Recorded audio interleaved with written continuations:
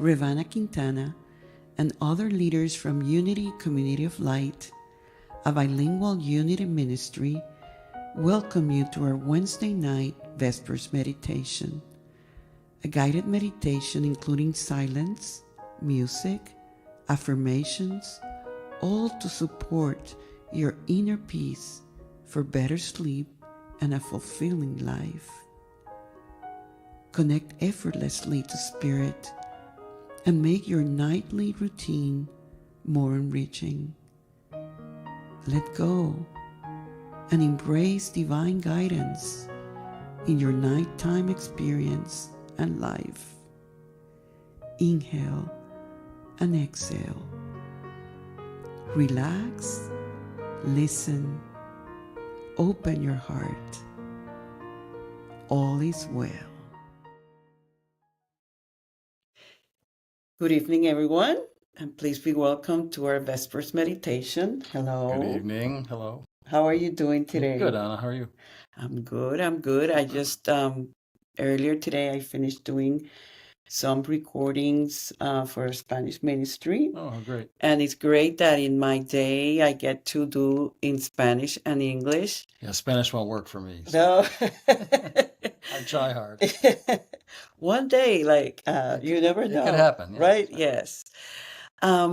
Mike, today in our Spanish ministry, we're doing a series on spiritual mastery. Yeah. And this summer, we're also doing, and it's one of my passions, a summer of abundance.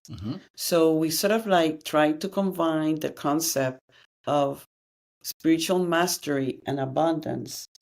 And what came out of that dialogue with Osvaldo this morning was how there's a correlation or relation between how authentic we are with ourselves and our divine nature and our dharma as a way to true abundance.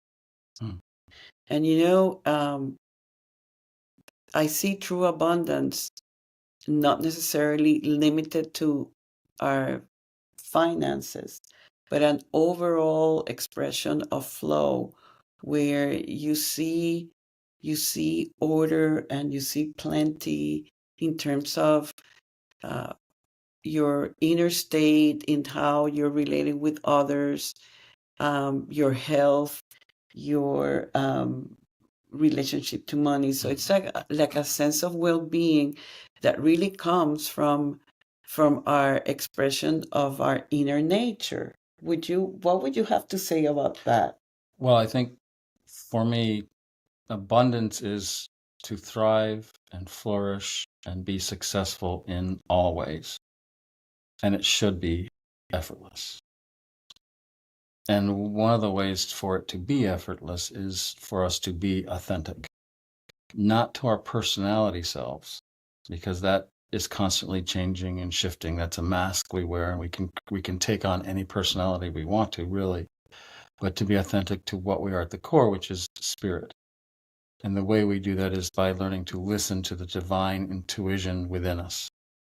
And so one of my big markers when it comes to moving forward in any given situation, whether it's a person or a job or anything like that, is, am I honoring the divinity within me by thinking this way, by doing this way, by acting this way? And that's, for me, what authentic is. And from that authenticity comes our dharma and comes all the abundance that goes with it. It's so beautiful that I would like for you to repeat it again. I don't know if I could. And I'm thinking, that oh might my be God, a one-time thing. He doesn't understand Spanish. He was not here, and he got it. I hope so. Can you please say again? At the core, we are individualized units of pure existence being. God is universal spirit. We are individualized units of spirit. We call that souls. So we don't have a soul. We are a soul. That is our authentic self. And so whatever we do through the day must honor that authenticity, not honor our personality, our desires, our wants, our things that come and go, but this eternal truth within us. And by listening to that divine intuition within us, it guides us. We are spirit-led. And then we are authentic, and abundance is a result of that authenticity. We thrive, we are successful, we flourish because we are spirit-led. How do we know, as you were saying, I'm with you 100%. Thank you. Okay. So we're good. We're good. Good sign. It's a start, right? Yes. But then I was thinking, what would be an example of when we follow more our personality or our desires versus being spirit-led? Being overly dramatic a lot of times, letting our emotions rule us. One of the things you talked about, which is important in any enlightenment tradition, and that is to be the master of ourselves, is part of our spiritual journey. Right? So if we're not the master of our feelings, if we're not the master of our emotions, or what we say and how we think, then we're not living an authentic life, because that's what we are at the core. We are souls functioning through these bodies and these minds, but we are superior to them. Right. So that requires us to learn mastery over what we think and how we act and behave and what we feel even. We don't become automatons, but we become the observers watching this happen. And when you learn to be the observer, that small, still, quiet voice within you leads you. And it will only lead you in one direction. And that direction is towards the source. And when you do that, you've stepped into the flow of grace. And the flow of grace, it's abundance. That's all it can do, is supply. That's what it does. All our needs are then effortlessly met. Not our wants, our desires, our hungers, but our needs. Because abundance to me is not having everything you want when you want it, it's having everything you need when you need it to accomplish your worthy purposes. Right. And they might be things that we so desire that if not is what our soul really needs, we might even get it, and that doesn't mean we're abundant because it's not in alignment with our dharma of what is our highest good, which is always has to do with the good of our souls. The quickest route home. Mm-hmm. That's what grace does. It guides us the quickest way home. And it doesn't really care how we feel about it or what we think about it. Once we surrender to that process of awakening, we hunger to know God and hunger to know the truth. Then the more aware we are, the more grace is active in our life. And the one thing grace does, the only thing it does, it's a river that flows to the ocean of consciousness by the quickest route. You know, I'm smiling here because it doesn't matter the conversations we have.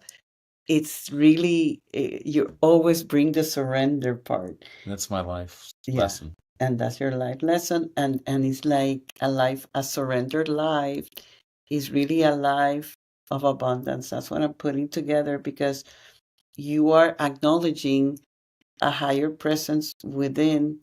You're being respectful of that. And how can you not be in the abundance of everything when you are really allowing that presence and that power to lead you? And one of the things that you said in one of your seminars that I'm stealing, I'm not going to give you credit for it or anything. Okay. It's okay for all the times that I've taken yours. Not a problem. Is this idea that until you are in the flow of grace, then you're playing the role of victim. And once you said that in one of your seminars, good, huh? I'm impressed with myself. Yeah, it was really impressive.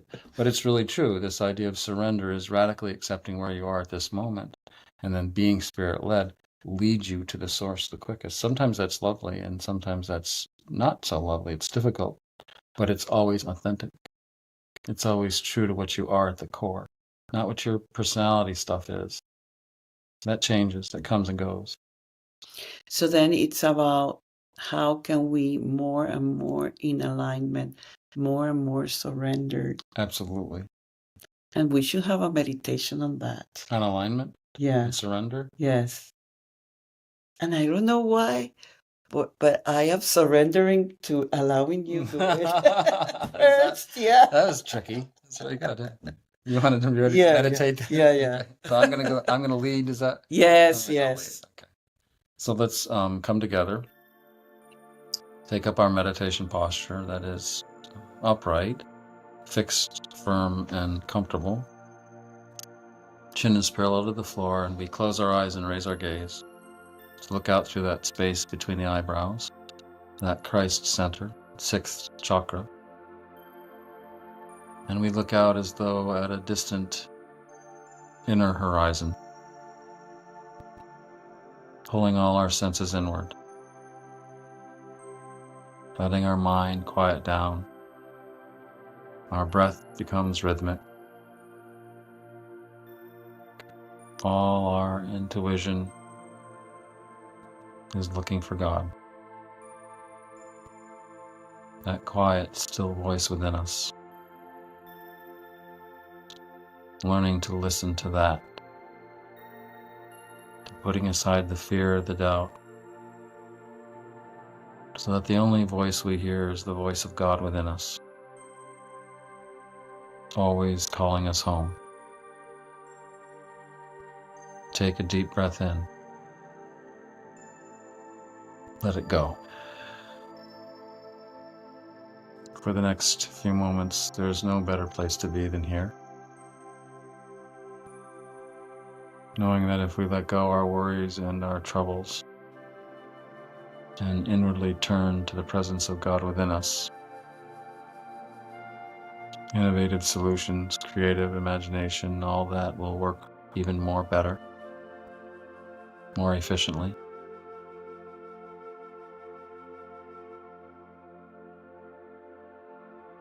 Take a moment to notice the quiet, and the stillness within you. That silence that speaks in 1,000 languages. And that is there for us all. Knowing that God is in the silence. And from that stillness, all things proceed. And that something can't come from nothing. And that something from which all things come is spirit. And that is found within us.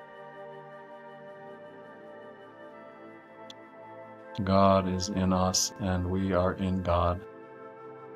And all things are possible in that. Know this at your core. Inwardly affirm the truth of this. That you are an immortal, deathless, birthless, made in the image of God, made of God stuff. And inherent to us is all the perfection and abundance that is in God.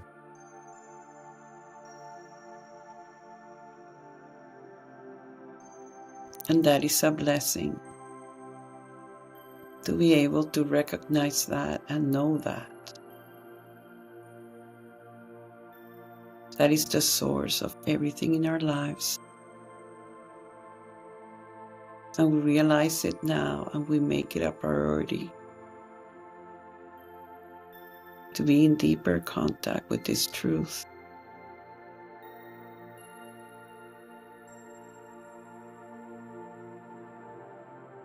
We bring this idea that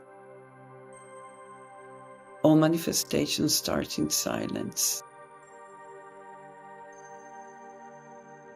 That there is power in being quiet, in being receptive, in tuning in the place and the space from which everything comes. Today we honor that. We remember that.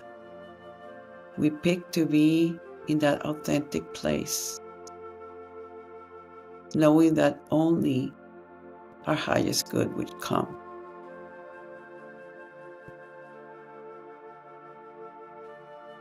Let's take a last moment of silence to remember and to be